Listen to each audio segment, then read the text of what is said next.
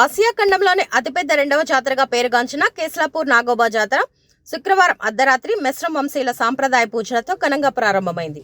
ఈ మహాపూజలలో ఖానాపూర్ ఎమ్మెల్యే వెడ్మ బొజ్జు పటేల్తో పాటు జిల్లా collector Rahul Raj, ITDA PO Khushboo Gupta, జిల్లా SP Ghouse Alam, MLC Dande Vittal, Boath MLA Jadhav Anil, Asifabad మాజీ ఎమ్మెల్యే ఆత్రం సక్కు, మాజీ ఎంపీ గోడం నగేష్, ట్రైనీ ఐఏఎస్లు, స్థానిక జడ్పీటీసీలు ఆర్క పుష్పలత, కేస్లాపూర్ మాజీ సర్పంచ్ రేణుకా నాగ్నాథ్, ఆలయ పీఠాధిపతి మెస్రం వెంకట్రావు, మెస్రం వంశీయులు పాల్గొన్నారు.